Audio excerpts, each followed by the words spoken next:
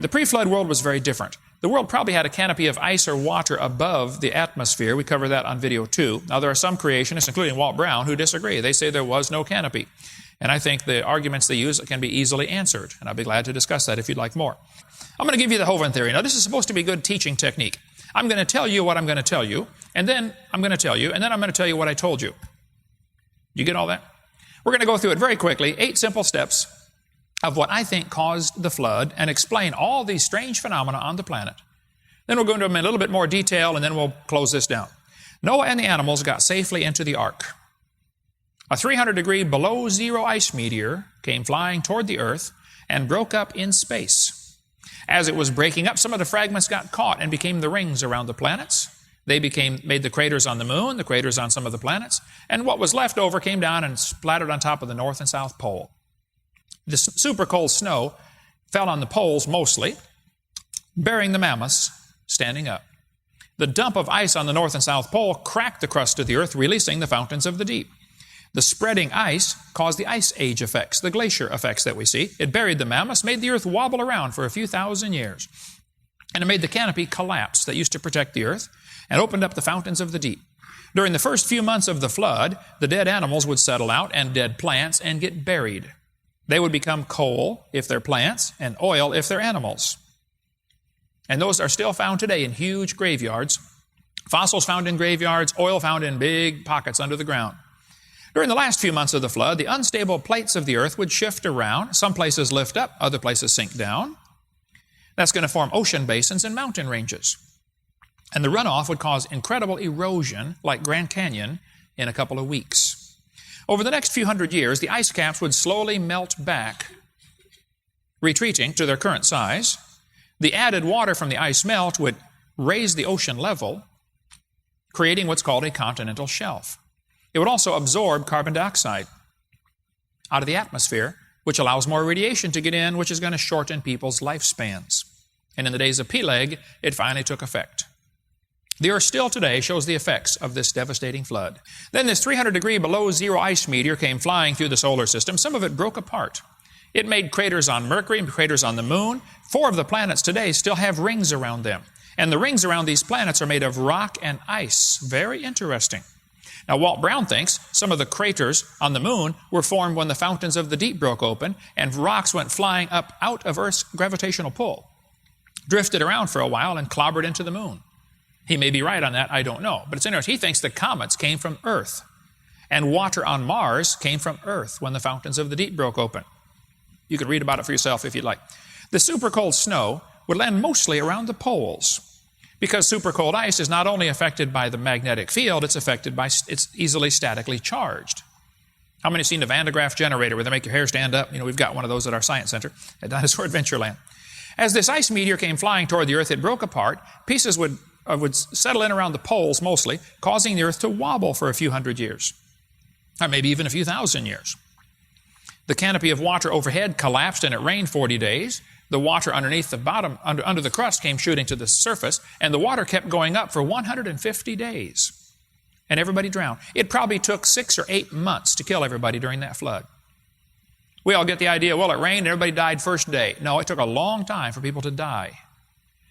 People would be running and fighting for higher ground as that got more and more rare as the water keeps coming up and up and up. For 150 days, the water increased. By the way, they're still discovering chunks of ice flying around in space. Here's an article about a scientist who discovered chunks of ice as big as this auditorium are hitting the earth all the time. They dissolve in space, but it rains down as water. There's water everywhere in space. Science and Technology article here. If you go to the North Pole, you'll be kind of chilly, and one of only 400 people that have ever been there. But up around the North Pole, there's an ocean called the Arctic Ocean. I went up to see the Arctic Ocean a couple years ago, and the guy said, "Hey, Brother Hovind, you know something interesting about this ocean? It has no tide." I said, man, I never thought of that. Taught her science for 15 years. Arctic Ocean has no tide. And who cares, right? Anyway, but there's an island up there called the New Siberian Islands off the coast of Russia. There on those New Siberian Islands, they find frozen bobcats, frozen lynx, frozen camels. What happened? When they drill down through the ice, when they get to the South Pole and drill through the ice, they find coal under the ice at the South Pole. I would like to point out, Your Honor, there are no trees in Antarctica. Zero. Admiral Byrd went down there and said they saw frozen palm trees or palm leaves near the South Pole. Scientists have discovered all sorts of frozen leaves, even dinosaur fossils, plant-eating dinosaurs, near the South Pole. Thousands of well-preserved leaves found in Antarctica. Leaves on the side of a cliff 250 miles from the South Pole. And the leaves still retain their original cellular structure and organic content. They're not petrified. They're preserved. They find dinosaurs, plant-eating dinosaurs, in northern Alaska. There are no trees up there. I was there. Nothing. Not a blade of grass in most places. See, the Earth actually has two North Poles. We have a geographic North Pole where we spin around. We also have a magnetic North Pole in Canada where the compass actually points. Now here in Tennessee, it probably doesn't make a lick of difference. Your compass points north because both of them pretty much line up. But if you live in Alaska, your magnetic north is way different than the real north, and pilots have to learn to adjust for that. And who cares, right? Okay. I think what happened, the mammoths were up there chomping on their tropical flowers. It was a beautiful day, and it began to snow, super cold snow. They had never seen snow before.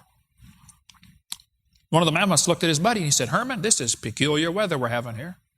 What is this white stuff falling out of the sky?"